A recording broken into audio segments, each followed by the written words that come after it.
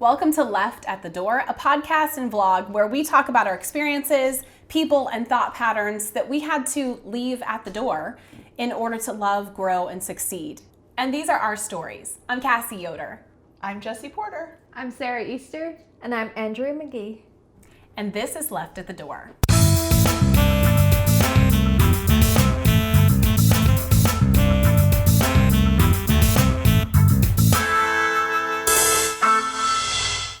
So today we're talking to Jessie.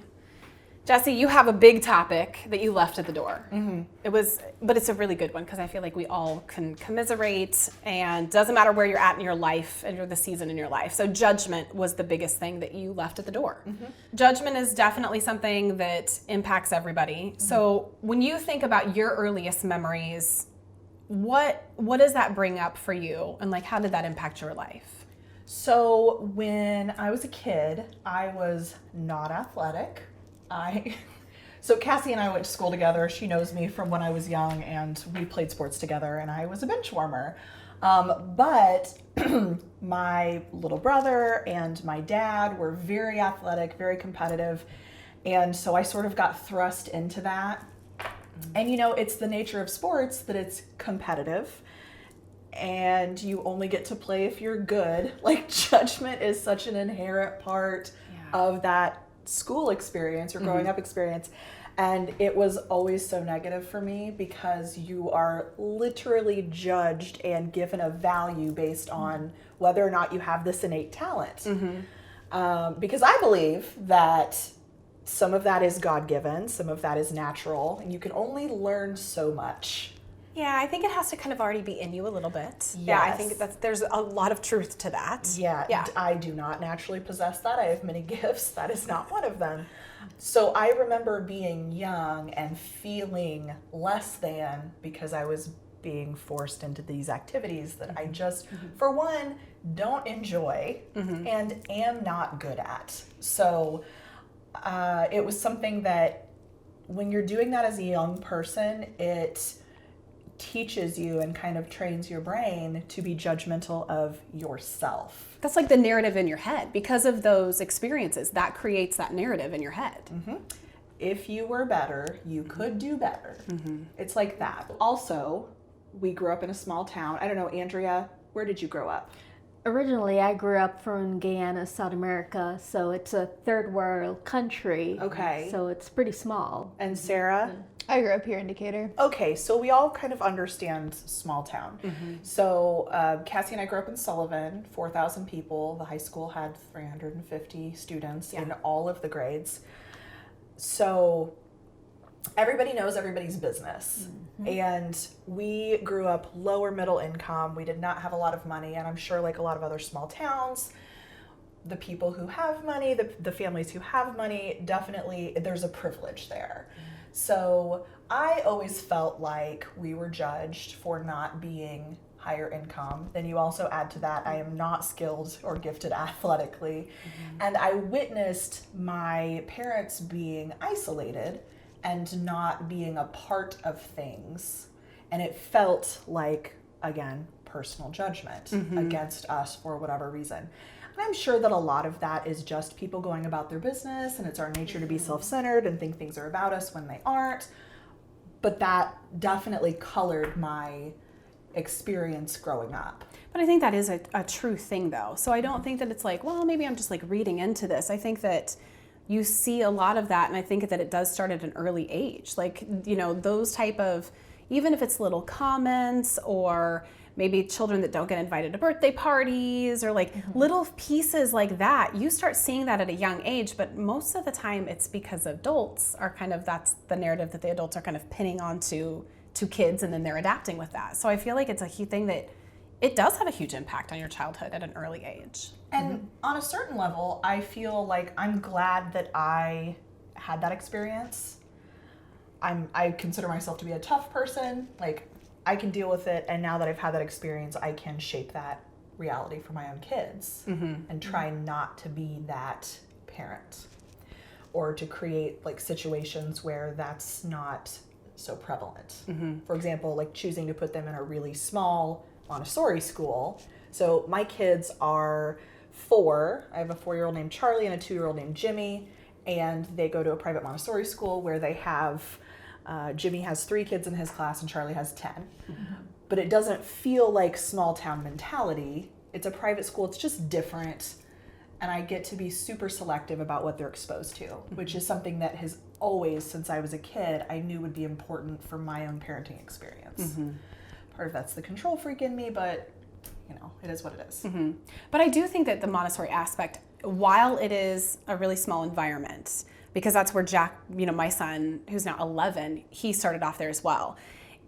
To me, it really stemmed that it started him off with a place that it was like safe to be who you wanted to be, and to and to actually be like a judgment-free zone, which, all of us went to, public schools, and that definitely is a very different environment from a judgment standpoint than what the kids are currently dealing with, what our kids are currently dealing with right now. And you literally, in public schools, while we're talking about it, get graded and ranked.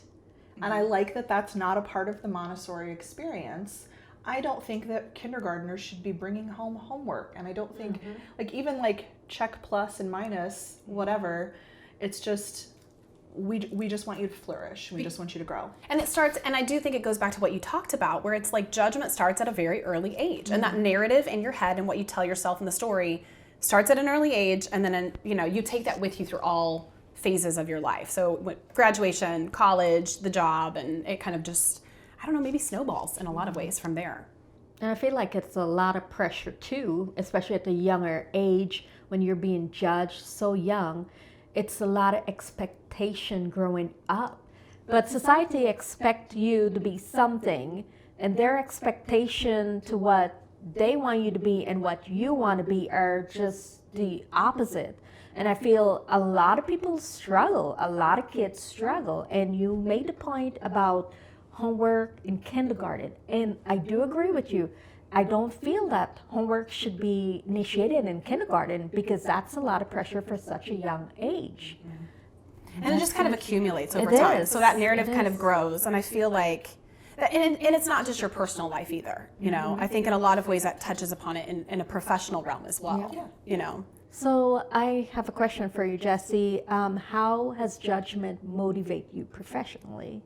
I'm on the board of directors with Pure Romance. Pure Romance is a direct sales company. We work exclusively with and for women. And so everyone I work with is female, with the exclusion of our CEO and the fact that my husband, Dustin, helps me pack orders sometimes. And by nature, I think women are a little more judgmental. And notoriously, we are unkind and judgmental about each other. I've noticed within the industry, I've been in business for 12 years now. Holy cow. I've been in business for 12 years now, and I always had the opinion, and you guys might relate to this too, it's easier to be friends with guys. Guys are so much less drama, blah, blah, blah, blah, blah. And I genuinely felt that way. Now that I've been in the business for a while, I don't experience that. And I have found that women who are successful and driven and constantly feeding themselves things that are good for their soul are less that way. But just like any other business, there's a lot of competitiveness, and we internally have this horrible habit of comparing ourselves to others. So there's a saying that says, comparison is the thief of joy. It is, yeah. I heard that being in Pure Romance. And something that we are constantly told is stay in your lane. Don't compare your chapter 1 to someone else's chapter 20. Just do the work, commit to the process, detach from the outcome, whatever. So I've learned to not be so judgmental with myself while also going, okay, that works for her. Let me try to do that and tweak it. And I've gained so much, not just professionally, but personally, by being put in a position constantly where without judging, I can evaluate. Okay, so you basically have taken, instead of a situation that could have been seen as very competitive, or could have been like, man, I'm just gonna judge myself really harshly because I'm not where that person is at. You've used that then to inspire you or to tweak it. Absolutely. And not to say that I haven't been in that period where I'm like, God, I've been in business 5 years and so has she. Why am I not where she is? And there are times that I'm going, I've been in 12 years and I don't yet have XYZ. And then I remind myself, well, yeah, you basically took 3 years off while you planned a wedding and got married and had some babies. And even looking at those years when those were the things I was doing, I was still a top performer. But because of that judgment and that self-critic that we have inside us, it's going, well, that was not good enough. So something that, especially professionally, just in the last couple of years, I've learned to go, you know what, that was pretty kick-ass that you did that and that at the same time. And yeah, maybe so-and-so did it and had twins and did it better and whatever. But it's like, you can always compare. The other thing too is there are people in the business that make different decisions than I do. We are all given a set of guidelines to follow to be in compliance. And the rest of it, we kind of have carte blanche. We do whatever fits into our personal lifestyle, which is one of the things I love about the job. And I see people that either on my team, other board members, whatever, that run their businesses differently than I would. And there was a point in my career when I would have said, that's the wrong way to do it. Now it's like, cool, that works for her. Because that judgment kicks in. That judgment kicks in, and I have to shut it up and go, what do you know? You don't know anything about anything. And she's successful too. Look, she's also a board member. Look, she's also making enough money to stay home with her kids. Look, and it's like, I have been able to retrain my brain to, instead of passing judgment, to go, I wonder why that works for her. Or I wonder why she's doing it that way, and what could I learn from that? So instead of bringing judgment, to try to bring curiosity. That's what I was going to say. I think it makes a huge difference, you know. And I think, like you said, we innately, as women, unfortunately, once we start getting competitive, the competition turns into judgment.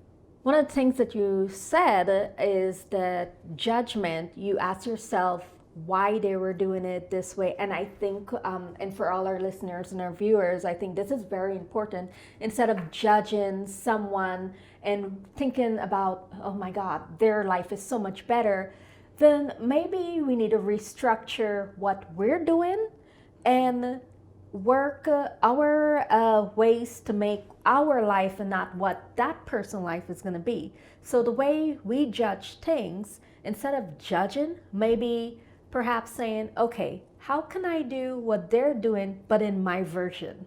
Like reevaluate our like value system. Yes, you know? reevaluate. And I think a lot of us, especially me, over the years, that's one of the things that I start doing and pretty much left at the door too. But judging other people or even myself, I try to start seeing my life a little different. And I love the way, Jessie, I really am glad that you're giving these advice and letting us know, because I think we can relate so much to that. And it's like in all aspects of our life, you know? So going off of that, what impact has judgment had on your core relationships? I've been doing a lot of self-evaluation in the last few years, just seeing other people who I feel like are vibrating higher, and what is it that I'm carrying around that they aren't. And knowing that a lot of it came from my childhood, I'm doing like, what have I put in a box and compartmentalized that I'm not opening because I don't want to deal with it. And one of those things, and let me just also say, I am by no means an expert. I still do that shitty thing where I see someone and I'm like, ugh. And that's human nature. It is. In a lot of ways. But I think the consciousness of knowing like, ooh, I just did a shitty thing by having a shitty reaction to whatever that was, having that cognizance and going like, oh, that wasn't cool. That is a low vibration thing. That is a whatever. And having that awareness and going like, fix that. What should your reaction have been? And then over time, just training yourself. So with the population in general, I try to assume that when I see something that I disagree with or disapprove of, that I don't have the whole story. Just assuming I don't have the whole story goes so far. But, and it's especially difficult for example, with my husband Dustin, we've known each other for 11 years. We've been married for more than 5. I like to assume I know why he's doing whatever he's doing, right? Right. That's how the essence of relationships and marriages. Yes. And then I go, why? But not in an actually curious way, in a rhetorical, like, what in the world are you doing? Where if I can take the time to be like, that was an interesting choice. What made you decide that? And I come into it with actual curiosity. It has such a big effect. My role in my family, I'm the oldest of 3. I'm 35. My little brother just turned 34, and my little sister's 30. So we're all grown. Our mother's disabled, and in some way we all help care for her. So as all of us being adults who've had to be adults for a long time, our roles and our relationship between the 3 of us have all shifted. And currently, and personally by nature, I'm a fixer. Mm-hmm. Up until probably I had kids, I would fix things, but also I was pretty judgmental about it. You're not able to take care of this because you made poor decisions with your money and now you need help, and that's because judge. Yeah. And it had such a negative impact on my relationship, specifically with my siblings. And I'm at a point where I can acknowledge how unhealthy, how unfair that was. I'm working on patching that up and not being that person anymore. And I can look back on it and am ashamed of how I behaved and how even if I didn't overtly say things, I know it was in my head. I'm in there. I know what it was. And obviously I'm not like super sly because they all felt it also. Yeah. So it had negative impacts on my relationships that I'm still trying to overcome. However, luckily for my children, whether they triggered it or it was a coincidence, who knows, I feel like I'm in a place now where I can bring my kids up in a space where, like when we were talking about Montessori, it's safe to just be whoever you're going to be. For example, Jimmy, my son, told me the other day he was a girl. He said, I'm a girl. And I said, oh, are you? So then last night, I'm trying to get him to repeat the conversation. I said, Jimmy, are you a boy? And he says, no. I said, are you a girl? No. So what are you? He says, I'm a cat. Meow, meow. Okay, buddy, if you want to be a cat. Yeah, today we are a cat. Today I'm a cat. Yes. And I don't want there to ever be a time when my kids, when I say, what are you? What do you want? What do you like? When they're afraid to be honest with me because I'm judgmental. So that has inspired a shift for sure, just having that experience growing up. My dad and I were talking about that on the phone the other day because my parents always just pretended like they were perfect. They never did anything bad when they were my age. And, the list goes on of like, oh, we're just the perfect parents that you think we are. And so that made me feel like no matter how many times they said, if you're ever at a party and you need a ride home, call us. I felt like I couldn't call them or I couldn't talk about my personal stuff. And so now he realizes that like they thought they were doing the right thing, but like maybe it wasn't the right thing. And that made me want to raise my kids the opposite way of like, hey, I've made all these mistakes. I've done these things. This is who I am. And there's nothing to hide, So you've been shown by your experience with your parents that showing a chink in the armor is actually going to create a stronger bond with your kids. Yeah. Than trying to put up this front of like, oh, I don't make mistakes and you don't have to either. Let me just save you from it. Yeah. Well, and I think that that's the most powerful thing that we can do, whether it's obviously children is one aspect to this, but it's like basically telling them and acknowledging like, I'm not perfect, and I think that them being able to see that also helps with the judgment side of things to where it's like, when I tell my son Jack, like, hey, I'm really sorry for being snippy in the car, or something, or just being transparent with age appropriateness of saying, hey, buddy, I have had a really rough day.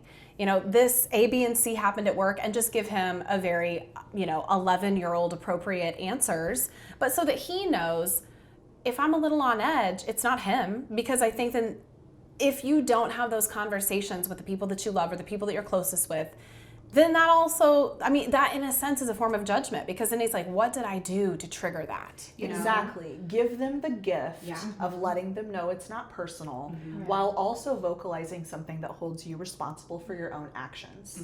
So that your 11-year-old can say, hey, I know this isn't about me, but I also don't appreciate the way that you're talking to me. Yeah, I think that's really good too. So when we come back, let's talk more about how this judgment has affected your relationships, Jessie. And then I think also for the listeners and the viewers, you know, what is it going to do for them? So when we return, we'll talk about those things.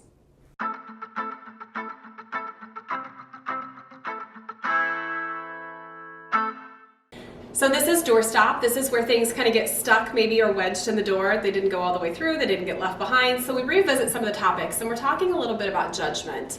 And Jessie really brings up some really great points about judgment and how it has affected her life or her viewpoints on things.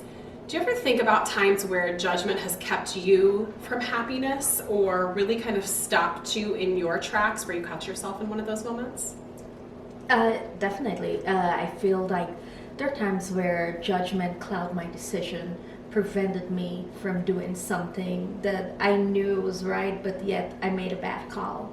So I feel that it can be unhealthy sometimes when you're in that situation. Yeah, I think that mentally and emotionally, judgment can wear you down, and if you keep continuing to let your judgment cloud your decision, you're missing so many great opportunities. And I find that it took me a long time before I realized that, you know, I need to change the way I think, because it wasn't the best for me, it wasn't best for my life, and honestly, I have a different perspective on a lot of things now. But if I keep letting judgment get in the way, then I'm just back to square one. You know, I think it's just human nature in so many ways. And maybe, I don't know whether it's, you know, is it nature, is it nurture? Did we learn these types of judgments, these types of stereotypes, these types of viewpoints? I think that's a lot of it. But I also think we are our own worst critic. So when it comes to judgment, I do believe that I am harder on myself and set myself to a different standard than I would ever put someone else. And, you know, maybe that goes back to like my episode on perfection and mediocrity. But I do think all of these things tie in together, because ultimately I kind of live by the whole Brene Brown that like everybody, when you come across someone, maybe there's a good chance that like they are really doing their best today. And that's not always the easiest, you know, attitude to approach, especially if somebody's got road rage or they're not being kind or they don't show up for work or whatever the case is. But then I do try to think about that, where I'm like, you know what, I have no idea what's going on behind the scenes. So, but I do think that I'm harder on myself. I don't know if you're that way. I do too, and you're a perfectionist, so am I. And I think over the years, I kind of have to stop. I stopped what I did and changed my thoughts, because I judge myself so hard. I was the worst critic of myself, and it just didn't never work. I mean, it drained me so much. It really does. I think that the judgment part of it, you're like critiquing yourself, that's draining. Then the residual part is draining, because then you're rethinking or rehashing out or reliving those conversations, or there's that you're right. It is the most draining thing. How did you change the way you judge? Did you ever, are you still struggling with it too? Or? That's a really good question. I do feel like, which you know, because you see me from that the professional side and personal side, I think that in a lot of ways it takes a village to raise a child. I think it takes a village to raise you as an adult. And so when you have that group that you're close with, I think that gives me checks and balances. I do think that there's times, and I know that I'm not the only one, and I'm guaranteed that you're in the same boat. I think many moms that are listening and watching, it resonates with them. You think at the end of the day, like, God, I am the worst parent. Like, I should have never done this, or I regret saying that. But I do think that it provides us with an opportunity, a teachable moment and a teachable opportunity for our kids, to where I know my son Jack, you know, he's 11. But all along, through his whole entire life, I have always made it a point that if I feel like I have been in the wrong, he needs to know that. Like, I don't come at it with the parental perspective that some people do of like, well, he's a kid, he's to be seen and not heard, and kids will roll with the punches or whatever. I don't believe in that, because I don't believe that will make him be an adult that is then accountable. So I always tell him, like, hey, I was really upset and I should have never, got upset about this, or now that I'm thinking about it, I was really upset about the dishes, and it really doesn't make, it's not a big deal in the grand scheme of things, whatever the case is. But I do think that comes from, there's like a difference between judging myself or judging those interactions and having self-awareness and self-reflection. I think that it is very easy to judge yourself and to like more or less shit on yourself and be like, I'm the worst, I'm the baddest, this was horrible, I shouldn't have done this, and then you're just like sitting in your misery.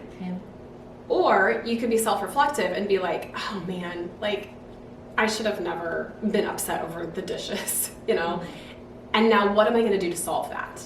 But I think that works in a professional sense too, and that is difficult to have those conversations and come back and be like, hey, I've thought about it a little bit. Because I think most people are like, I'm just going to sweep this under the rug. Like, I know. I don't want to revisit this. And that's really unhealthy. And the fact that it's good to revisit that thought. When you're in that situation at that moment, you just let things fly because you're not aware, you're not thinking of what's, you're just caught up in your moment, not realizing the impact that it can have on yourself or someone else. So it's always great to revisit that thought. And then work towards communicating. So it's a big thing. For me, I think that I know that I've come to terms where I would literally tell myself, oh my gosh, I made this decision, I did this, why did I get so worked up? And I feel guilty. I feel wrong. I felt more bad, not for myself, but for the person that I hurt when my judgment is clouded by that decision. And so now, before jump into assumption, jump into that judgment, I kind of think of different ways how it could impact not only my life, but that person's life. Whether it's my little one, because she's learning from me.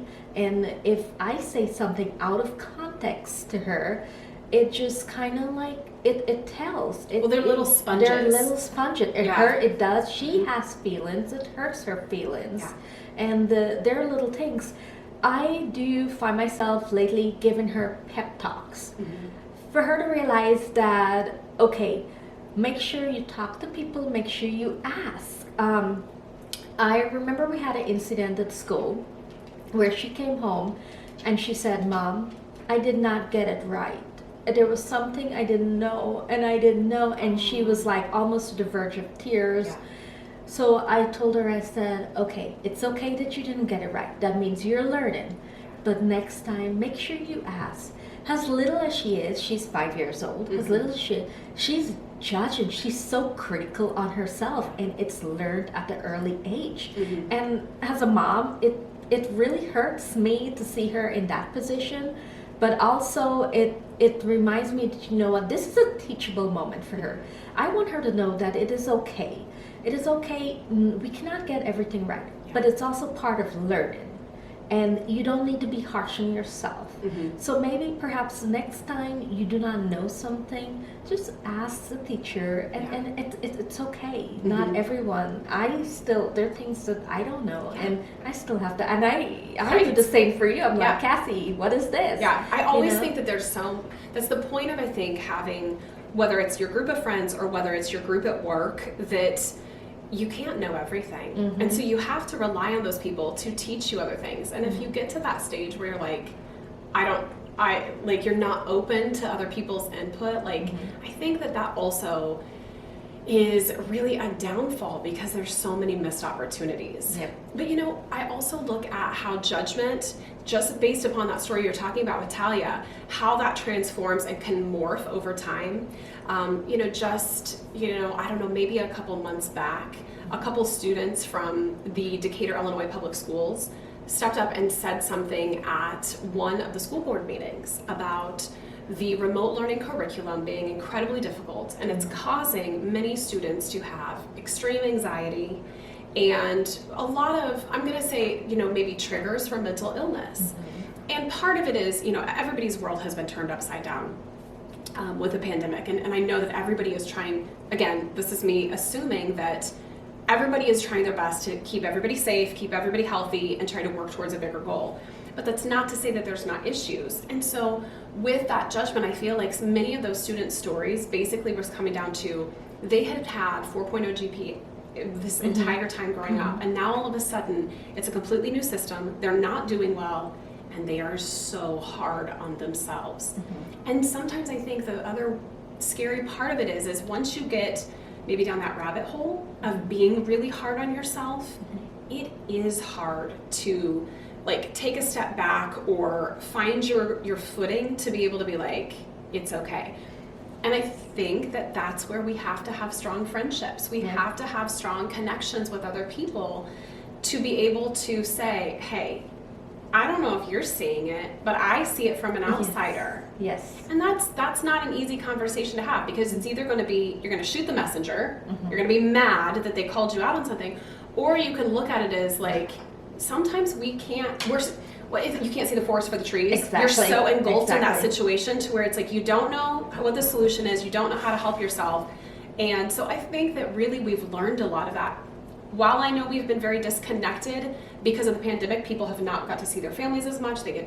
Kids are not going to school for the most part. But I also think that there is so many ways that we are so much more connected, and so much because we're not maybe hanging out with everybody, and it's like, I haven't seen you in a while, like you seem a little different, like let's talk about this. So, but it all ties, judgment really is that one topic that ties into a little bit of everything. It does, it does. And that's a great point you made about not being able to see for yourself and other people can see for you, because I'm a firm believer of that. There are times where you know, you're in a situation and you're handling it the way that maybe you're not seeing it, but someone else can see it. I know that we're human. We get defensive. We don't. But I feel like instead of being defensive about things, I feel that we should perhaps listen. It's very important to listen. Because you will not want everyone's advice, you will not want everyone's opinion. That's okay. At least listen. Because at the end of the day, one of those advices that you get, it'll turn into, there might be something that triggers you to realize, you know what, this is right. Yes, and if I think about it a little bit more, have some time to like actually let it resonate. You start to realize, and I do think that you're right when it comes to the way you maybe handle a situation or a problem you assume is the right way, but maybe there is a different way or a better way. And I do think sometimes it's that saying that like you're making the best choice for the information at hand. Correct. But that doesn't mean that you can't go back and revisit things. And that is always a really difficult conversation to have. But I think that that is how we ultimately grow depth in our relationships, depth in our friendships, and also gain more trust when it comes to the coworker situation if it's a work, you know. And I know sometimes people are like, I'm not best friends with my people at work, you know. So I know everybody is different, that not everybody has that type of situation. But I think that ultimately, you know, your name is all you have. So if somebody doesn't respect you, like what are we doing here, you know? So if it were me, I would want to go revisit those things, but I know that takes a lot. It does, but it's great because it's learning. We all are learning. There's always something new every day, and it's great. Sometimes revisiting those little moments in time, it's great learning process for you, because you can perhaps change. Maybe there's something you didn't do well enough, maybe something you can turn it around and do it again, but do it some differently. and try. Yeah. So I'm always a firm believer of don't give up. If you're doing something, maybe perhaps keep doing what you're doing, but change it a little bit, try different ways. Yeah, and I think that that's there. how it almost... It's a goal. It Yeah, is. it's Yeah, a goal. and I think that that's how you like unlearn previous ways that we have judged Yes. ourselves or judged others, and you can like get to that point. I really don't think that people are at the core, you know, they can't learn new things. It just is a Right. matter of like, are you willing to? Yes. Yeah. Always, yeah. Yeah. So I think that it's really good that Jessie brings up a lot of these different things. Let's get back to her episode and a few other ways that she has really left judgment at the door and how that has helped her in all of her different relationships and friendships and also then at work as well. So stay tuned for that.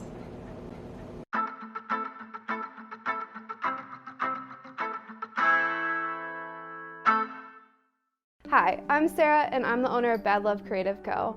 I'm a photographer that services both Central Illinois and Chicago areas. This year has been incredibly difficult for me.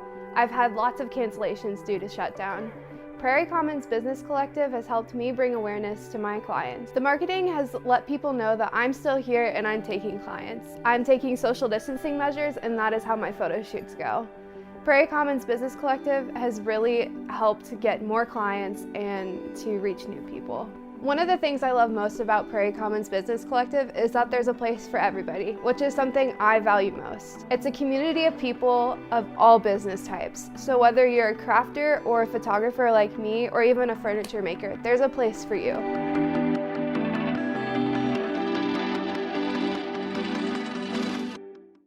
May your day be filled with giggles. The place to come for cards and gifts, personalized just for you. Come and try our tasty treats. They will leave you giggling too. Oh, the brightest spot on Merchant Street will leave you happy and complete. May your day be filled with giggles. Shopping local is more than a trend. The big box stores have nothing on our craftsmanship, handcrafted Amish furniture, and custom cabinetry. If you can envision it, we can build it. Learn more at prairiecommonscollective.com.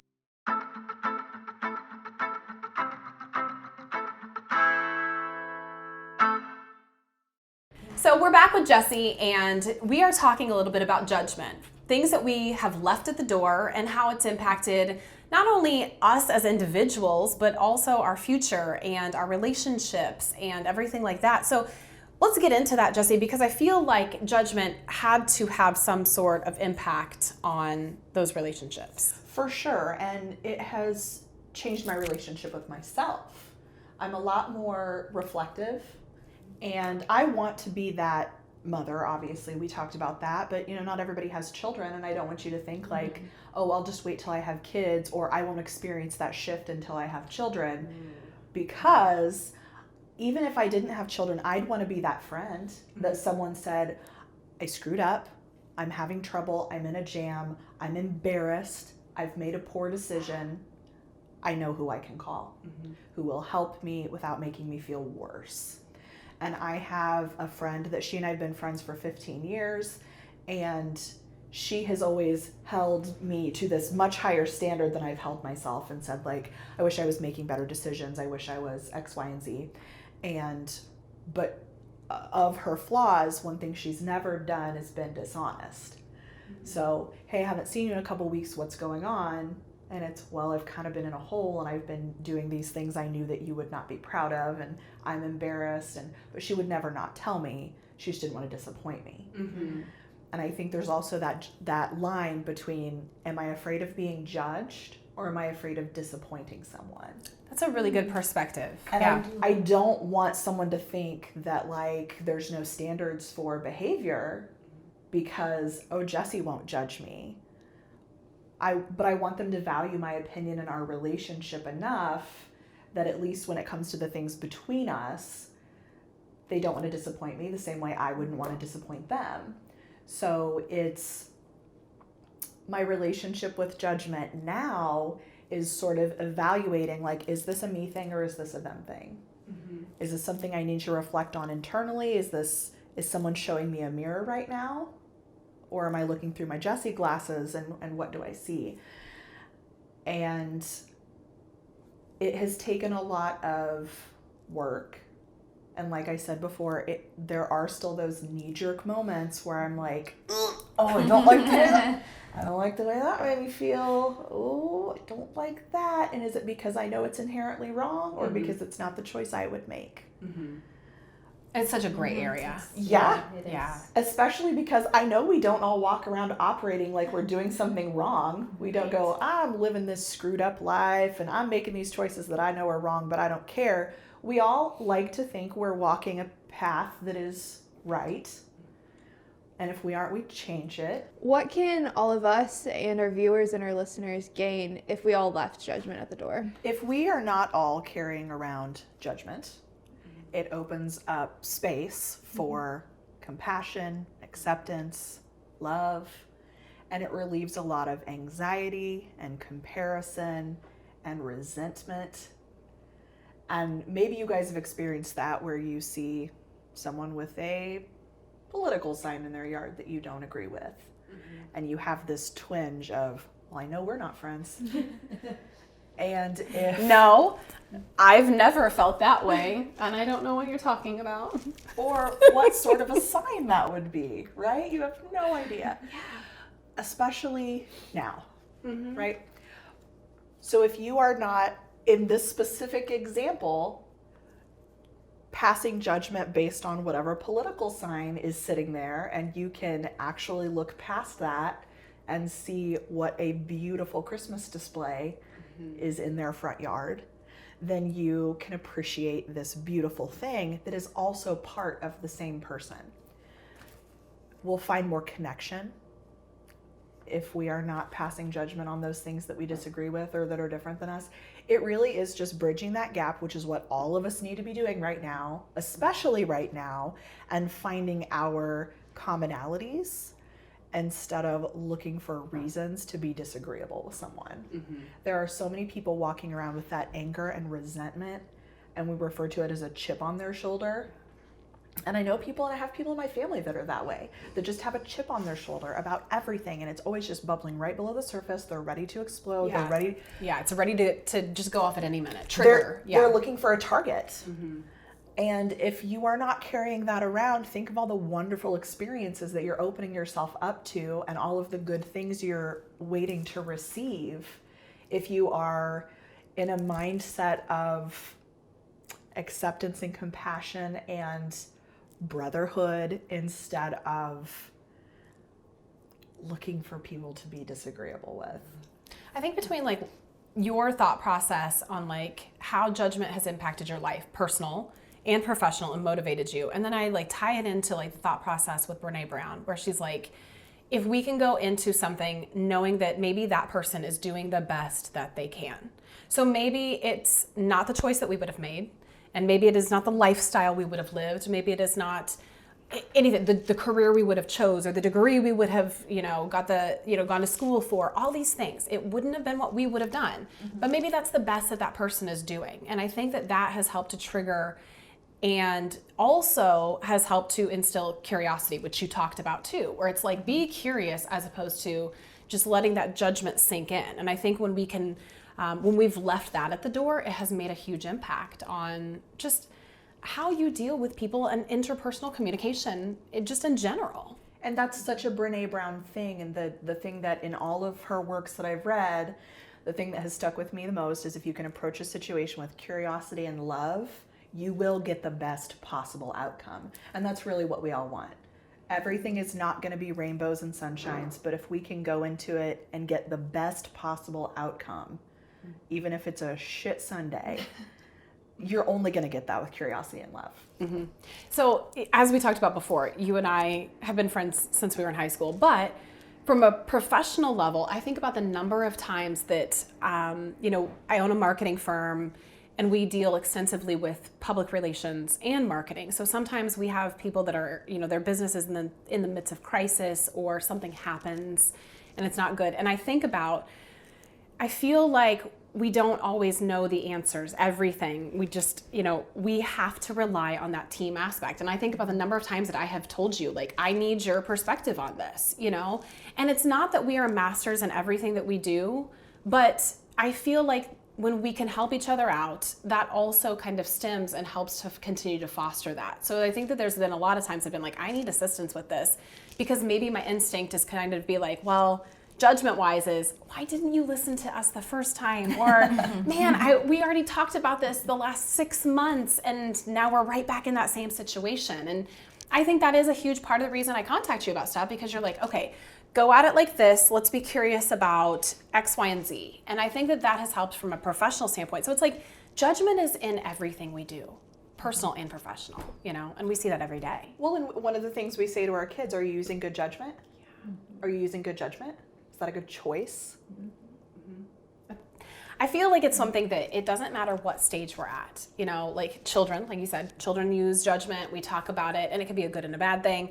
And then just as we continue to move through life, but I do think that it's good that you bring it up, that it's something that it can be left at the door and for the better, and it can change all of our lives, and it can change our relationships, and you touched upon that too. So Jess, thanks for coming on and talking to us about this. You're welcome. Yeah, it's been really impactful. If you want to know more about who we are, our stories, and how to find out more information about this topic, judgment, and maybe also communicate with us. Get on social media. We're on Facebook, we're on Instagram, and you can rewatch this also on YouTube if you want to see our cute little faces on our vlog.